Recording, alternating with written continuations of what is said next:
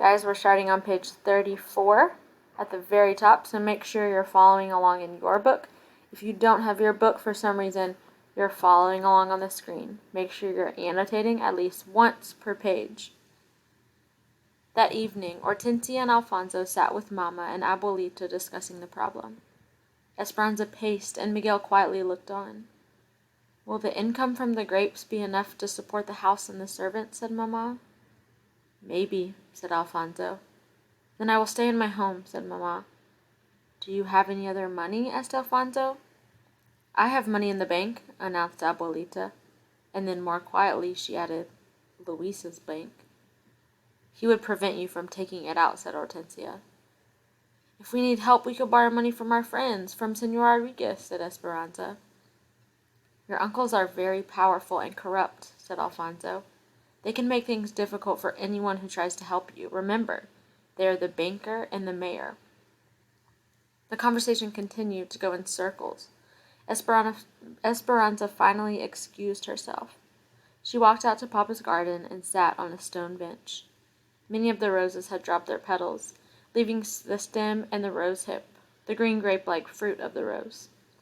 Abuelita said the rose hip contained the memories of the roses, and that when you drank tea made from it, you took in all the beauty that the plant had known. These roses have known Papa, she thought.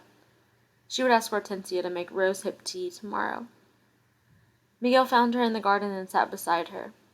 Since Papa died, he had been polite, but still had not talked to her. "Anza," he said, using her childhood name, "which rose is yours?" In recent years, his voice had become a deep throttle. She hadn't realized how much she missed hearing it. The sound brought tears to her eyes, but she quickly blinked them away. She pointed to the miniature pink blooms with delicate stems that climbed up the trellises. "And where is mine?" asked Miguel, nudging her like he did when they were younger, and told each other everything. Esperanza smiled and pointed to the orange sunburst next to it. They had been young children the day Papa had planted one for each of them.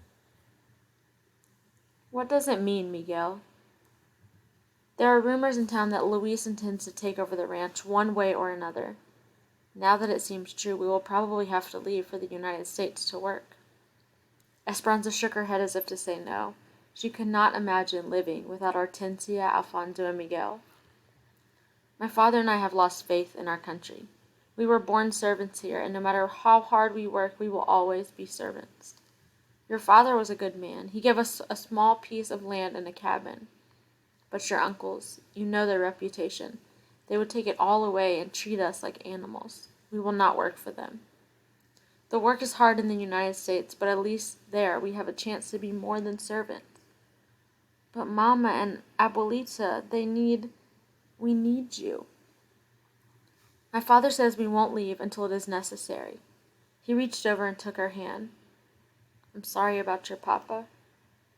His touch was warm, and Esperanza's heart skipped. She looked at her hand in his and felt the color rushing to her face. Surprised at her own blush, she pulled away from him. She stood and stared at the roses. An awkward silence built a wall between them. She glanced quickly at him. He was still looking at her with eyes full of hurt. Before Miguel left her there, he said softly, "You are right, Esperanza. In Mexico, we stand on different sides of the river." Esperanza went up to her room, thinking that nothing seemed right. She walked slowly around her bed, running her hand over the finely carved post. She counted the dolls lined up on her dresser, 13, one for each birthday.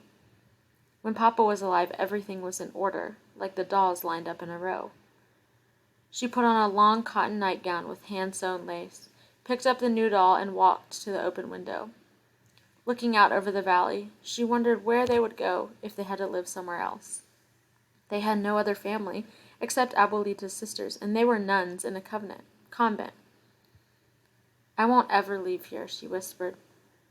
A sudden breeze carried a familiar pungent smell. She looked out into the courtyard and saw the wooden box still sitting on the patio. It held the papayas from Senor Rodriguez, the ones that Papa had ordered, that should have been served on her birthday. Their overripe sweetness now pervaded the air with each breath of wind. She crawled into bed beneath the linens edged with lace.